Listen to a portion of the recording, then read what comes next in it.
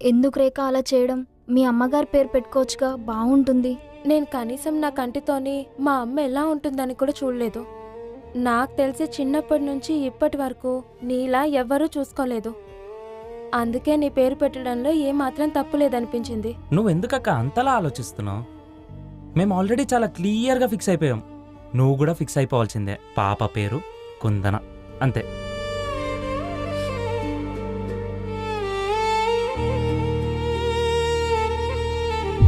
సరే నేను అడుగుతా నాకు.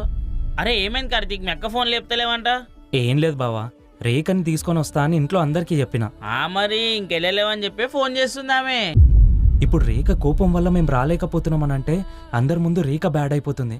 ఏం చెప్పాలి? ఏమైంది కార్తీక్, నిన్నే అడుగుతున్నా ఎందుకు వెళ్ళలేదు? ఇది మరీ బాగుంది బావా. ఇంట్లో నుంచి గెంటేసేటప్పుడేమో కాలర్ పట్టుకొని గెంటేస్తారు, పిలిచేటప్పుడు కనీసం ఇంటికొచ్చి పిలవరా? పైగా ఆడపిల్ల పుట్టింది బావా నాకు. కనీసము హాస్పిటల్ కూడా వచ్చి చూడలేదు మా డాడీ. కనీసం నాన్న ఇంటికి వచ్చన్నా చూడొచ్చు కదా. ఏమైంది బావా, నేనేమన్నా తప్పుగా మాట్లాడానా? తప్పేం లేదులే కార్తీక్, నీ మనసు కనిపిస్తుంది చెప్పినావు కదా, అర్థమైంది. కార్తీక్ నా ఫోనే లేపట్లేదమ్మా. తమ్ముడు 2 రోజుల నుంచి పనికి కూడా వెళ్ళట్లేదంట నాన్న. రంజిత్ అడుగుదాం అనుకున్నాడు, కానీ కార్తీక్ కంటికి కనిపించలేదు. ఇప్పుడు ఏం చేద్దామంటావమ్మా?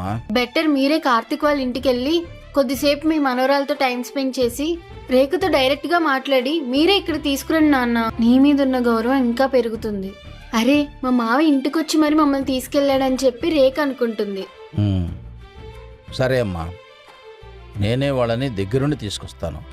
సరే నాన్న.